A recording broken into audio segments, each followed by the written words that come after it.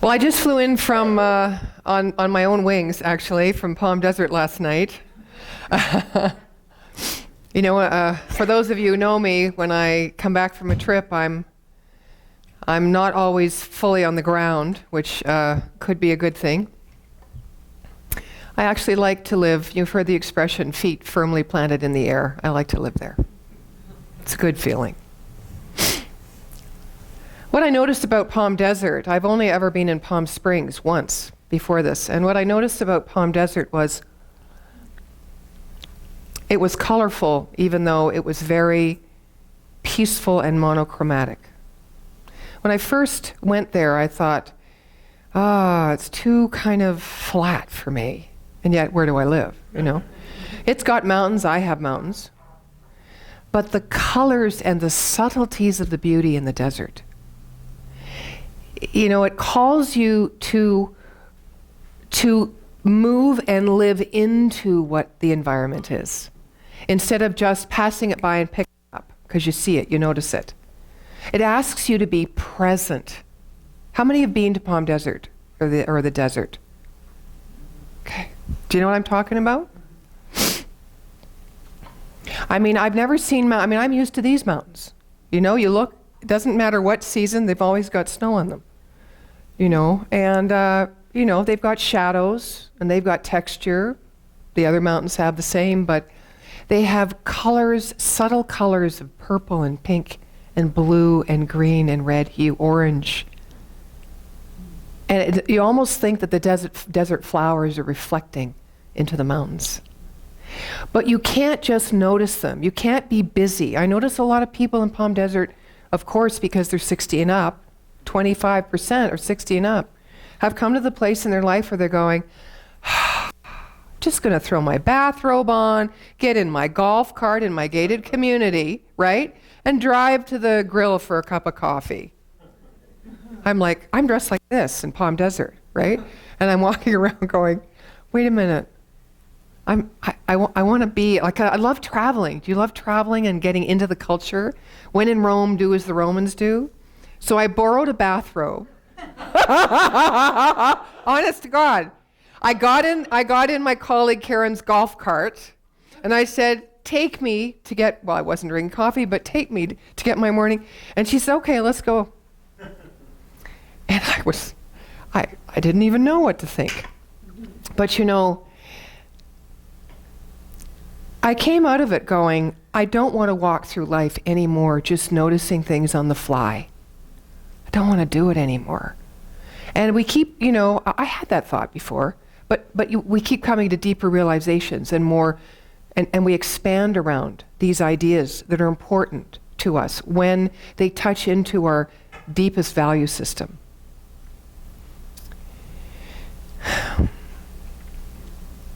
So today, we're talking about the marriage of wisdom and compassion. I don't know if you're like me, but when I go away, I fall in love with myself just a little bit more. Do you do that? Because we have time and space to start looking at who we are in a different light. If you're lucky, or you decide to do it this way, you can go to different environments and you will see the reflection of yourself differently. And I love the topic wisdom and compassion. In fact, I couldn't even remember because being away for the week, I forgot what I was supposed to be speaking about today. So, so last night I got on the internet and I go, oh great, it's that topic.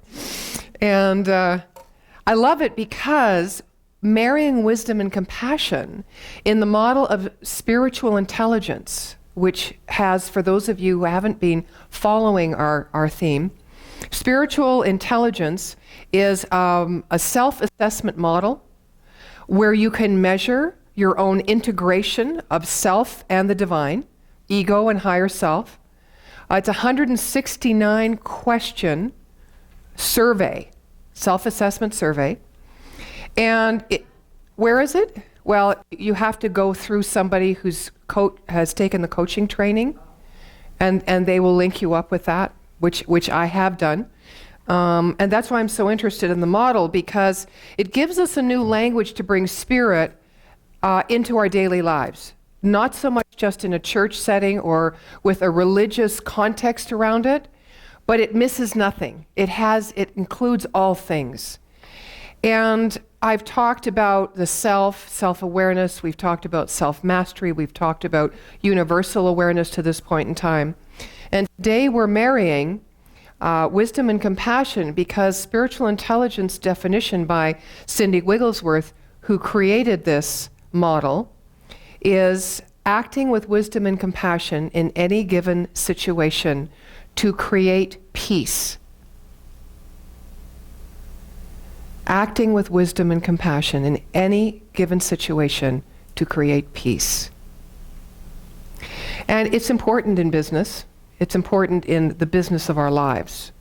It's important in the business of our survival, and it is important in the business of our spiritual maturity and development.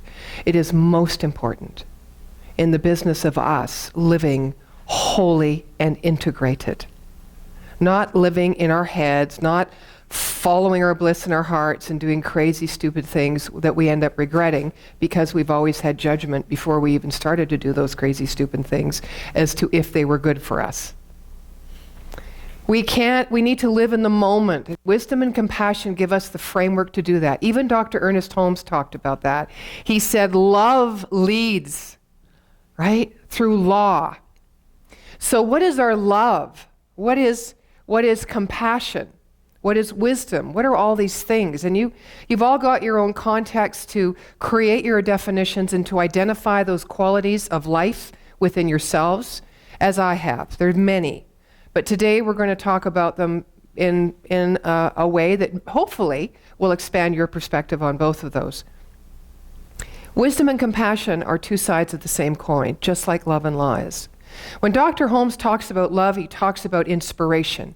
He talks about the definition actually in the Science of Mind text is the givingness of self. Love, the givingness of self.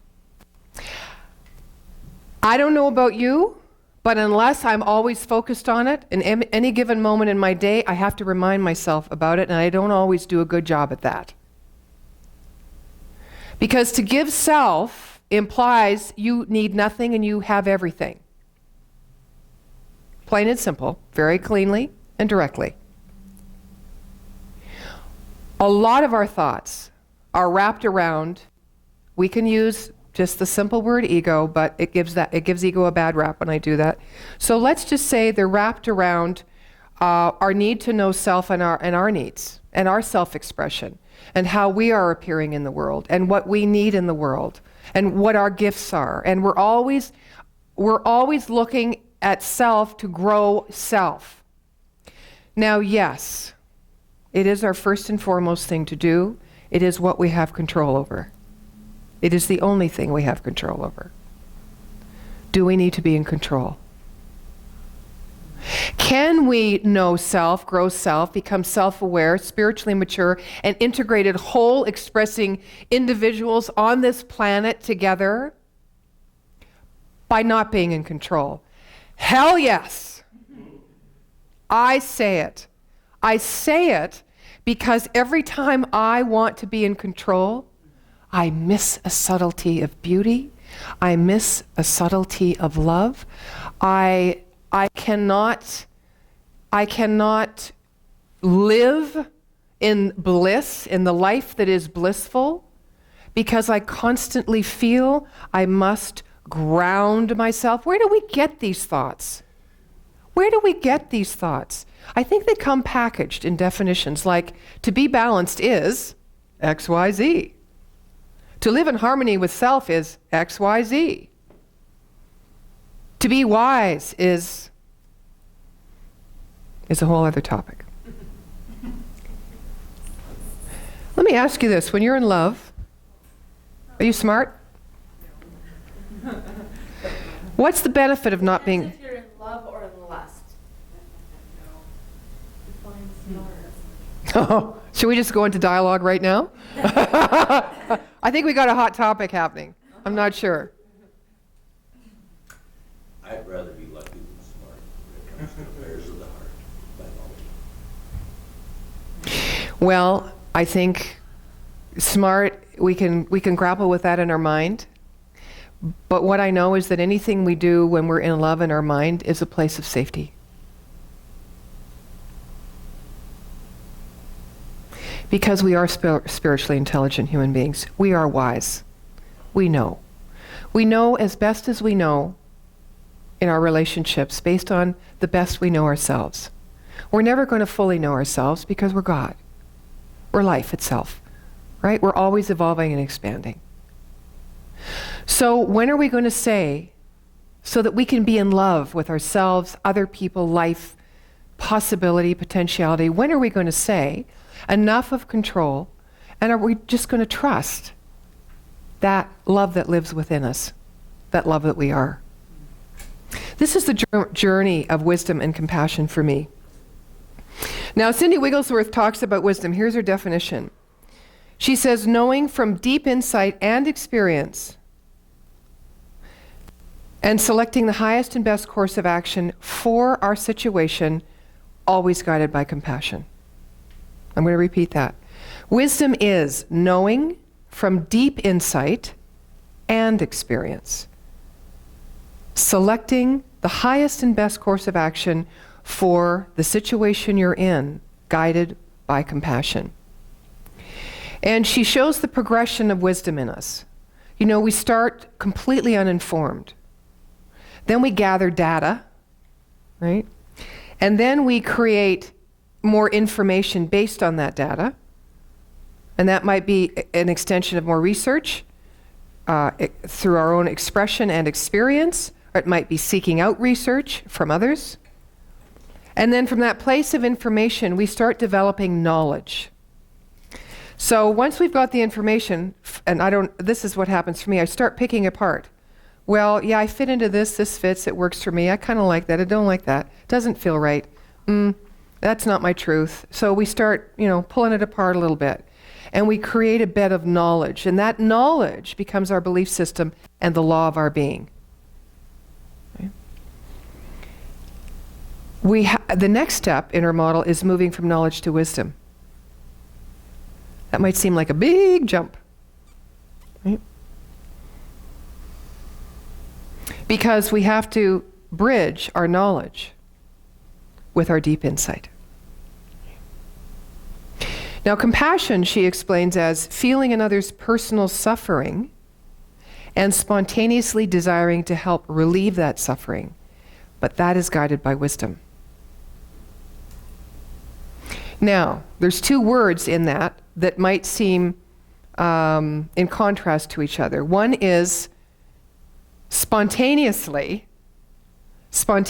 desiring to help relieve suffering, spontaneously, and being guided by wisdom. Wait a minute. How do I act spontaneously? My experience of being spontaneous is being infused with, these are all words, sorry about that, but let's just say my heart is opened and my heart is drawn and I go, right? Guided by wisdom, I start thinking about my intellect should be involved in that. Wisdom is heart and mind.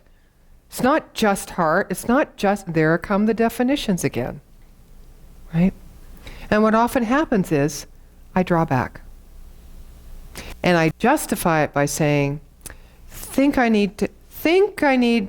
should give myself some time and space and make sure I'm not doing anything too rash, too bold, too loving, too dramatic, too intense. You got your own plethora of adjectives. So her model for compassion is it starts at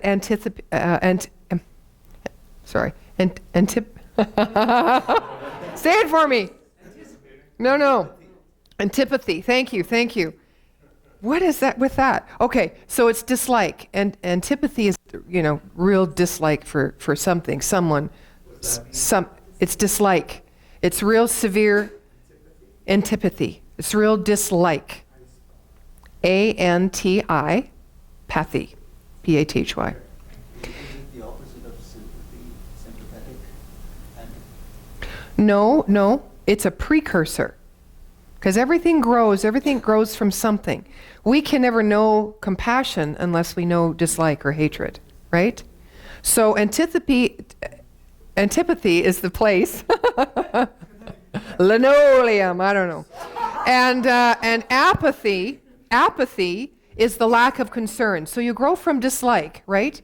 And then you grow into a place of kind of, no big, just kind of neutral. And then from there you grow into sympathy. So now you're a little more focused on the road to compassion. You're a little more focused, you're noticing, but you're noticing in a way where you're feeling pity or feeling sorry for someone or something, right? From sympathy, we mature to empathy. And empathy is feeling another's feelings. Period. Compassion is feeling another's feelings with the spontaneous desire to help relieve the suffering. Where does wisdom come in? Because I think we all recognize this progress or process of movement. We've all disliked. We've all want, nah, not mine. Ooh, I don't want to be around that. Carry a lot of crystals in our pockets. Do this to the energy of the world and people we don't like, right? And we've all been apathetic. It's nothing to be ashamed of. It's nothing to judge ourselves for. Sometimes we don't know where we sit in things. Sometimes we don't. We want to be safe, or we're not sure, or it just doesn't interest us. Whatever the motivation for that feeling. We've all felt sorry for some people, right? We've felt sorry for ourselves. Let's not forget us. We've had our pity parties, right? What is that really saying? It's really saying we're victims. It's saying that we don't have the capacity within us, or the intelligence within us, or the love within us. We weren't born with everything we already need. So we're just setting that whole idea over here, and we're just feeling sorry for ourselves for a while. It's okay. There's no excitement when you come back to truth if you haven't vacationed from it for a while, until you live in truth. And then you don't need that kind of vacation anymore. And we've all been empathic. We've sensed under other people's feelings in relationship. Whether we know them well, whether we don't, whether we meet them in a supermarket, whether we just rub shoulders with them in a supermarket. Sometimes there is that knowing. And then there's compassion. And this is where it gets tricky. And this is why the model is compassion must be guided by wisdom. Because it's really easy to be attracted to somebody else whose life isn't going so well. You know what the next part of the sentence is, right? So that we can feel better about our own lives. Now, we don't do it because of that. We don't head in to empathy with that idea. But there's a core idea in all of us that feels our life could be better, right? Right? All of us. Now, it might be self-improvement, it might be money, it might be more love, it might be anything. But what we know in principle with the Science of Mind teaching is that we can never get there. We have to start where we are. That's the only way we can get anywhere. And so if where we are is broken and we're having our pity party, then we know intrinsically that we cannot expand and wrap our own mind, because thoughts lead everything, to a greater idea. We don't have it available within us to do. Compassion guided by wisdom is feeling others' feelings, is feeling our own feelings, because compassion, like charity, starts in our own backyard, right? With the wisdom to know exactly who we are and what is available within us to move forward. Or what is available within us, which is even harder than moving, to stay right where we are and honor it. Wow. Yeah. That's for you, Helen. Yeah. That's why we need to be wise, because we don't help ourselves or anybody if we allow them. If we don't, let me rephrase that. If we don't hold the space for them to be all they can be, if we don't hold the space for ourselves to be all we can be, if we rush in to save, we rush in to manipulate, we rush in to alleviate. I'm a good alleviator.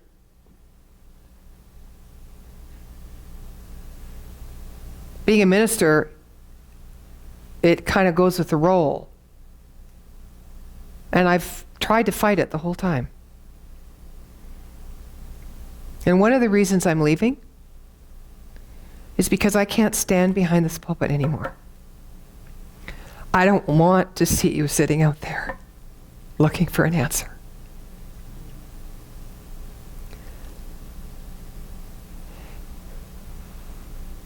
You know, even the idea of having dialogue is wonderful, but it's your wisdom I want to hear. I don't want to hear myself talk anymore. I'm done. I just want to love. This was next week's talk. Or whatever. You get it? Yeah, thank you. So moving on. Wisdom and compassion, two sides of the same coin. The master views the parts with compassion. We view the parts of our life with compassion because we understand the whole. We understand the principle of unity. We know that just because this is feeling crappy doesn't mean that in the next breath it's not going to change. Because we know we have the power to change it by how we perceive it, by how we hold it. Least of all by how we label it. I know it's not so easy to practice.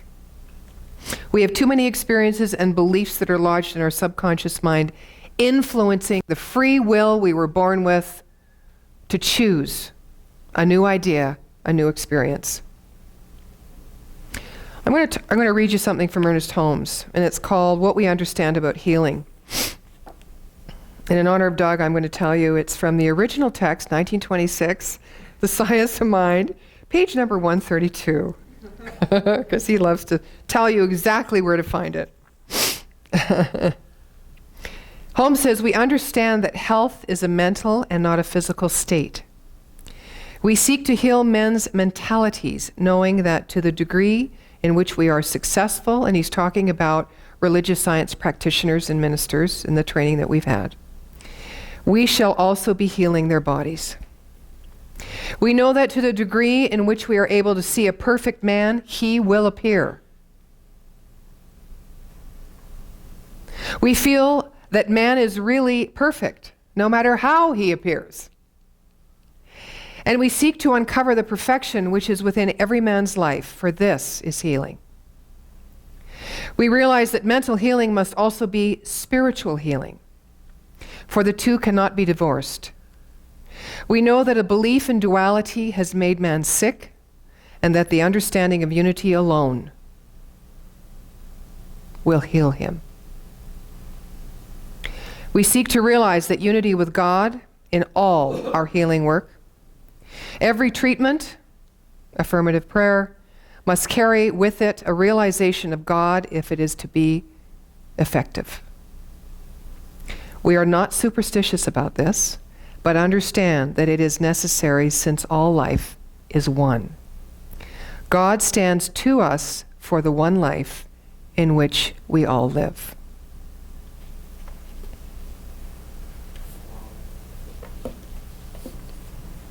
That is a big wow. When compassion is taken out of the equation, as we relate to life, to ourselves, wisdom turns into worthless platitudes, which easily become destructive. Without compassion, wisdom degenerates into an escapist entanglement in concepts and theories and dogma. And wisdom is more than just cleverness plus compassion. It differs in quality to a point where it may seem to have little to do with cleverness. Sometimes the actions of wise people seem to go against common sense. In fact, wise people often act in ways which are considered foolish by clever people. Can you relate to that? How many times have people that you've cared about in your life, that have strong influence in your life, looked at you and gone, are you absolutely crazy? What are you thinking? If I had a penny for every time I could have said to those people, you said it, what am I thinking? And I'll just stay with that, thanks. Yeah.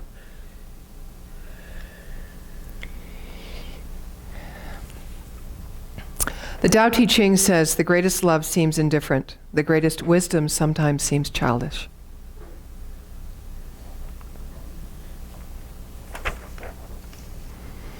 Now, when wisdom is taken out of the equation, compassion is perverted because it loses its direction. We can't be loosey-goosey in our compassion. That doesn't work.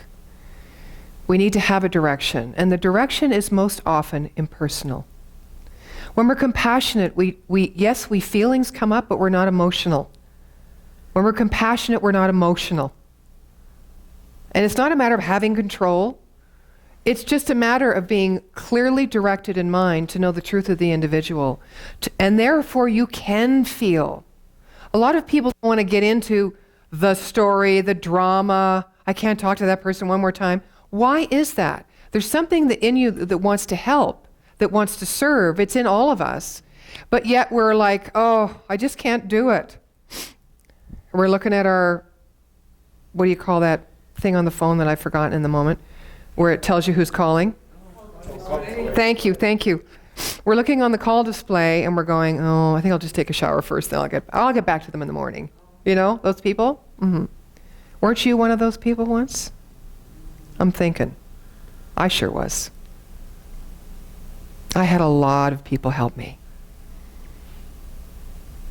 I give thanks to them every day.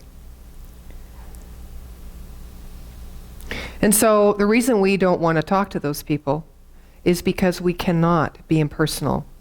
We make it personal. Because the law of attraction is active. And it's drawn to you. People, whether you like it or not, that will be a mirror to something that lives within you. That's why we're adversive. Because if we could truly love and just love, what would it matter who was coming to us or who we were talking to? If truly we were guided by love and we walked with both wisdom and compassion,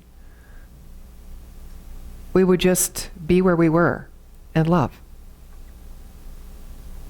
And yes, you can earn a living doing that. Yes, you can still have a career and a family and plans. And you can still love in the present moment. This to me is the biggest message of Science of Mind. Love, the love that we are. Let the love we are lead us to be one in the bliss of life, to be inspired, to be spontaneous, to be in service.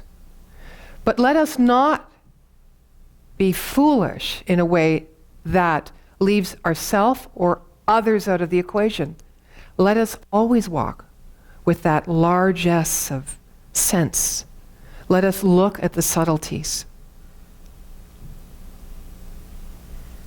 Let us be passionate and creative. Let us be happy. Happy. The striving, the struggle, the searching, the seeking. Enough. Enough. Lift yourself out of that pain. There will always be questions. There will never be enough answers. Joy. The joy of life. Sometimes compassion is a mistaken feeling for love. True compassion is independent of emotion, as I said. It can produce feelings, but these feelings are not its substance. Compassion is a commitment to constructive support. Love, as a mere emotion, is fickle and unreliable, and it's very self-serving. Right. A poem in the Tao Te Ching. Like fuel-starved fire fading into ash in the cold, beliefs fed by emotions will surely fail you when you need them most. The Taoist sage ignores emotions and disregards convictions driven by the ego. The Taoist sage does not cling even to silence, for clinging to silence is turning your back on emptiness.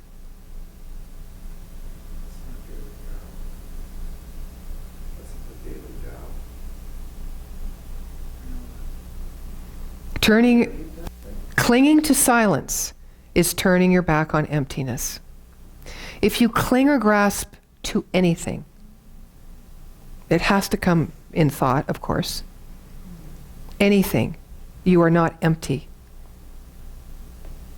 And empty is the place we need to be to receive. Right? To receive and to give true compassion to ourselves and others, guided by wisdom. Again, love, as Holmes says, is the givingness of self. And the givingness of self needs nothing. Like God. You've ever heard that expression? God needs nothing from us. It's not how we were raised mostly, but that's how I've come to understand my life through this teaching. God bless this teaching.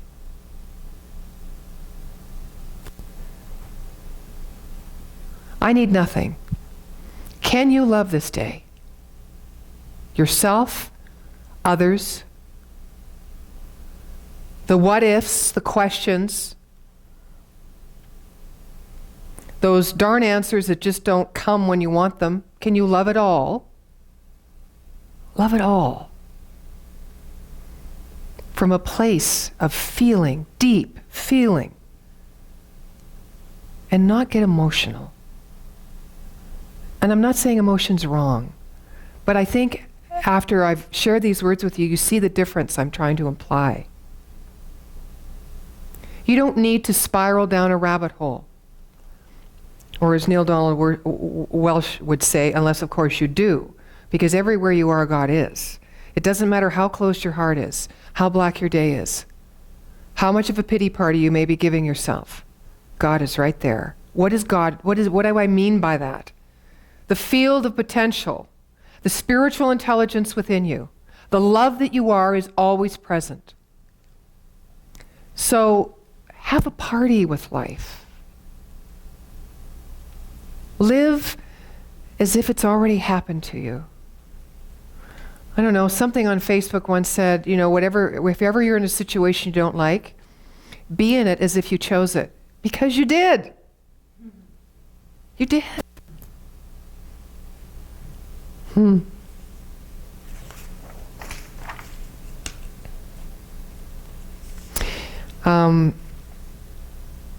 Both passion and wisdom are elusive, actually. They cannot be acquired by solely studying texts. They cannot be bought or sold. They are qualities that can be gained in the experiential sphere only, and only if they are not self-serving. It is very hard to love. I talked in the beginning about, being in love. Being in love. I mean, there's the personal side of being in love, and then the impersonal, spiritual side of being in love. Very, very, very difficult to not think of yourself. Because you're all revved up, right? You're excited with desire. Desire for something you sense is bigger than you've ever experienced before. And that's not wrong. But just remember, when you're in love, love is so much bigger than you could ever imagine, certainly have ever experienced.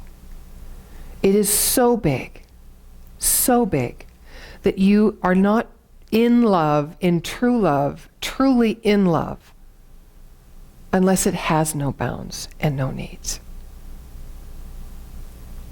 I give you this gift today. It's been a gift to me this week. And like all things, we pass on our stories, our life, what moves us, what inspires us. So thank you for your presence, your wonderful ears, your open hearts. And I look forward very soon to be sitting out there in a group of all of us as we share our wisdom. And so it is. Thank you.